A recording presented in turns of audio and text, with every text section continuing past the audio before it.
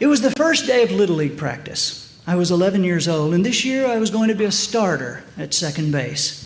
As we milled around, one could easily pick out the kids from last year's team: Lee Payton, Kevin Perkins, Steve Krotzer, Philip Johnson, Charles Raymond Floyd, and of course, me. We all had on last year's hats. They were off-white with a dark blue bill and a big FNB on the front.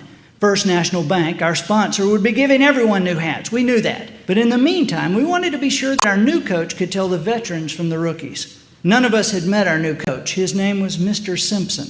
He was, we were told, new to the area. New to the area and new in town were two different things. If someone was new in town, that generally meant that they had moved from someplace we had heard of and were probably still within driving distance of their cousins. New to the area, however, was a hint that this person was from the north. Living as we did in the southern part of Alabama, north to me was Birmingham. At the time, I suppose I was somewhat suspicious of people from the north. This created an intense curiosity about Mr. Simpson, almost a feeling of danger. After all, I had been told more than once that these people were nice, but different. The "but different" part was always said with a raised eyebrow. Mr. Simpson parked his station wagon and gathered the equipment from the back. Bats, balls, helmets, catcher's gear. Yeah, it was all there. We were watching from the backstop, peering through the chicken wire as though we were some wild animal at the zoo. We noticed a boy with him. The boy had red hair and more freckles than I had seen on any human since my Aunt Nancy Jane. And she had freckles on her fingernails. The boy, we figured, was the coach's son, since Mr. Simpson also had red hair and more than his share of freckles. "Hi, boys," Mr. Simpson said as he dumped the equipment near home plate. "My name is Hankin Simpson. I'm your new coach." I glanced to my right. Kevin Perkins was smirking and looking at me. Kevin was kind of a smart aleck, and I knew what he was thinking. Hankin? Where did that name come from? Putting his hand on the shoulder of the red-headed boy, Mr. Simpson continued, "I want you to meet my son. This is Hankin Jr." I didn't dare look toward Kevin. I didn't need to. I could hear him smirking from where I was. "Now, boys," the coach continued, "I'm new to the area." Well, I thought, that explains Hankin. "But I'm sure," he said, "it's going to be a great season, okay? Okay. Now, before we begin practice, take a rap." And with that, he clapped his hands and busied himself arranging the equipment. We shuffled our feet and looked at each other. What, we wondered, did he want us to do? Take a what? A rap. What was a rap? Hankin Jr., we saw, had begun to trot around the field. And figuring he knew what he was doing, we trotted after him. "Rap is a northern word," whispered Philip as we jogged along. "It means to run." I wasn't sure whether to believe him or not. Kevin was a smart aleck, but Philip Johnson made things up. He was what 5-year-olds called a storyteller, what we called a fibber, and what adults called a liar. He could look you right in the eye, tell you a fib, and he would be so convincing you never doubted him. Even though I had never trusted him, I kept him as a friend because I had heard my dad tell my mom he was sure to become president one day.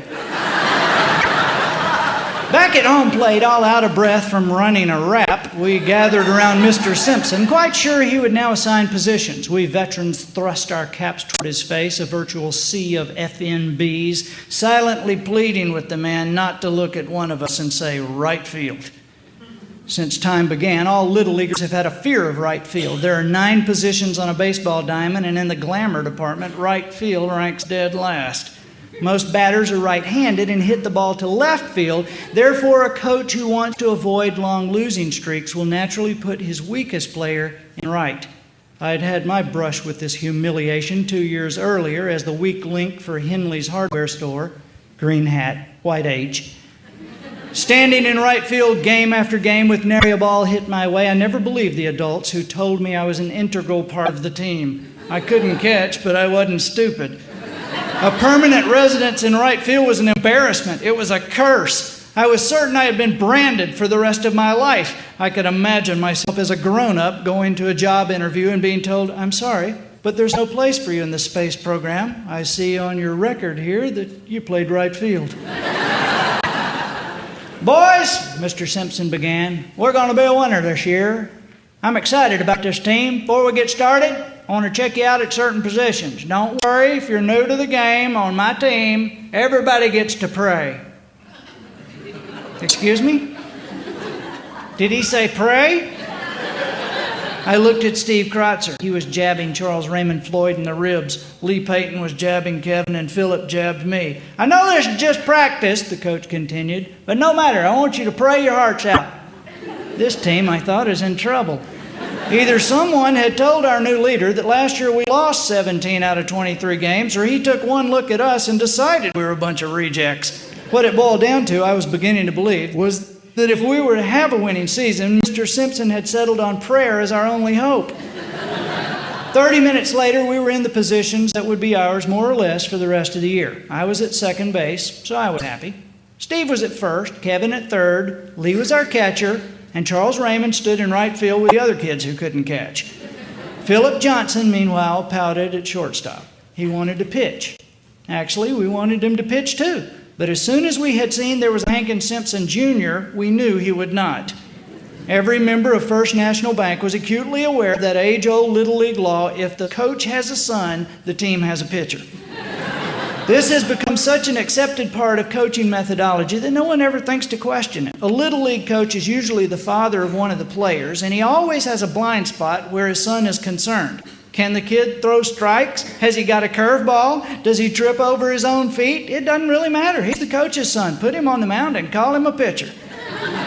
We practiced hard that first day, trying to show Mr. Simpson our stuff. We dove for grounders, we swung for the fence, and generally showed as much hustle as we could muster. We didn't seem to be a vastly improved team from the year before. I blew a sure double play. Our new pitcher was throwing the ball over the backstop, and Charles Raymond got hit in the head by a pop fly and cried. Coach Simpson didn't say much, but when he did, he was saying things we didn't understand. Take another rap. Pray hard, pray hard. We were a confused group of kids. It was at the end of practice, however, during the compulsory pep talk, when everything became crystal clear. There's one thing about this game you can count on, he said. If you don't learn to watch a baseball here at the Baseball Grove, you will never be an excellent baseball player.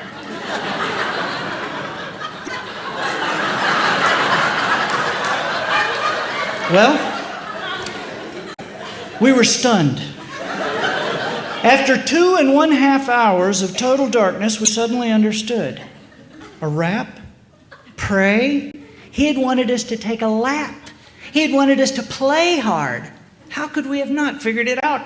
From the depths of a pep talk to which no one was listening, like a bolt from the blue, those weird words all came together and made sense. Certain words from his last sentence jumped out at us like sparks from a bonfire. Blah, blah, blah, blah, run, blah, blah, blah, baseball, blah, blah, blah, baseball grub, blah, blah, blah, blah, blah, blah, excellent baseball prayer. It was now an undeniable fact that had become apparent to all of us in one fell swoop. Coach Simpson could not say his L's. We stood silently exchanging furtive glances as Hankins Jr. and Sr. got in the car and drove away. No one had spoken a word yet. But we suspected we had been the recipients of a miracle from God. We could scarcely contain our collective excitement. To a group of 11-year-old boys, nothing beats having a human target at which to laugh. Double the fun if the boys are able to mimic the target, and triple if the target happens to be an adult. Kevin was smirking again. We shuffled around and snickered a few minutes. Then it started.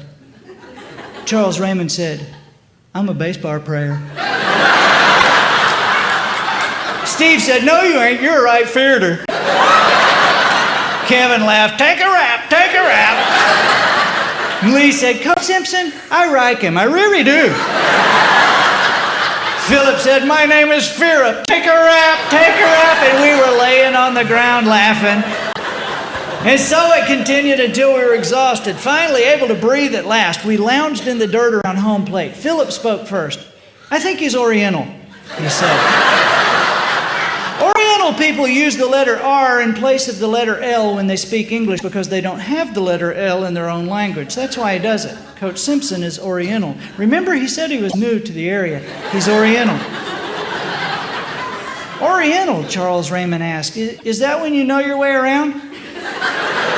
Kevin smirked again. "No, stoop. He means Japanese, right?" Kevin glanced my way. I wanted to tell Philip I had never seen a 6'3", 240-pound, red-haired, freckle-faced Japanese guy before.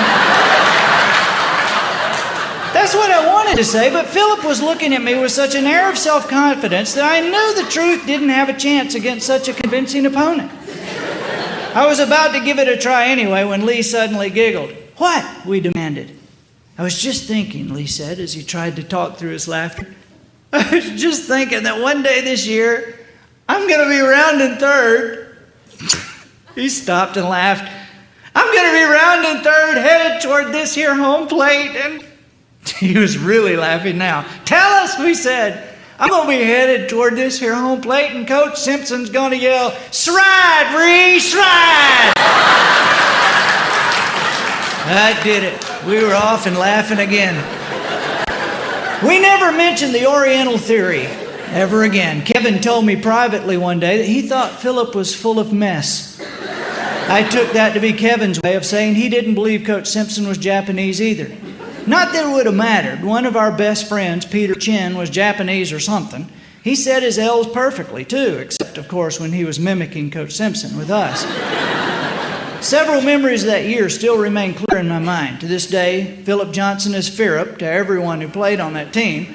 And no one has forgotten the game that Lee Payton rounded third, headed for home, and fell down before he got there, laughing, because Coach Simpson really did yell, "Stride, Bree, stride!"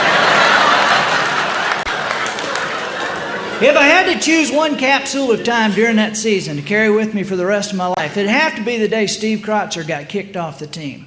Maybe kicked off is too harsh. Actually, he was transferred to another team because the league president found that Steve's family was living in another district. It was a messy situation. Steve had played with us for 4 years, 2 on Henley's hardware store and 2 with First National Bank. Now they were sending him to play with the team buying an Olive Motel near his home. We were sick. Steve was our friend and a darn good first baseman. He didn't want to go, and we didn't want him to leave. But that last day did arrive. When practice was over, Coach Simpson gathered us around the pitcher's mound. He had his hand on Steve's shoulder. "Boys," he said, "this is a sad day. We're going to miss Steve. He's a fine ball player and a fine young man." Steve was close to tears. We were too. "I don't understand the inner workings of the system," Coach Simpson continued. "And I'm not sure why this has happened. But I do know one thing. And look at me when I say this, because this is important. I want every one of you to know that this was not Steve's fault."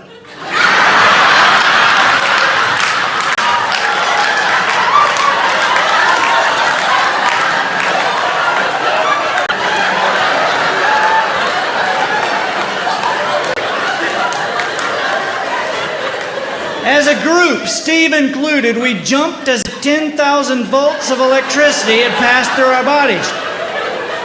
Did he say what we thought he said? Surely not. "No," he continued, "this was not Steve's fault, and it wasn't my fault." Yes, he did most definitely, absolutely, too, say what we thought he said. Oh, sure, we knew what he meant. We'd been unconsciously translating Simpsonisms all year. He was telling us it wasn't Steve's fault, but that wasn't what we were hearing. It wasn't Steve's parents' fault either. I guess it was just nobody's fault. It was too good to be true. Of all the words in the world guaranteed to make an 11-year-old boy laugh, only one of them is all by itself at the top of the list. And our coach, an adult, was saying that word over and over and over. If it's anybody's fault, it's the system's fault. So don't pin the fault on any one person, because it's just not their fault. Well, I'm not exaggerating when I say we were literally laying on the ground. We were crying. Coach Simpson thought we really were crying and became concerned. He sounded desperate as we tried to comfort us, but the more he explained that it wasn't our fault, the more out of hand things became. Soon tears were rolling down Coach Simpson's face too. Several of us felt badly about that later, but as Kevin said, "Hey, don't worry about it. It ain't our fault."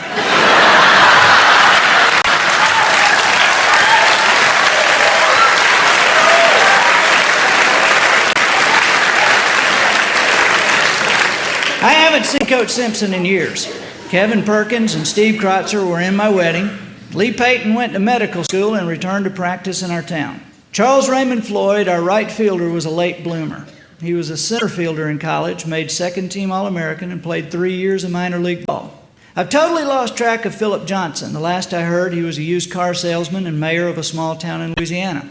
I still remember us all as we were that summer. I can close my eyes and hear the explosions of laughter as we reacted to something that was, to us, the funniest thing in the world. And I feel a little sad when I think that when we were 11, we may have laughed harder than we ever would again.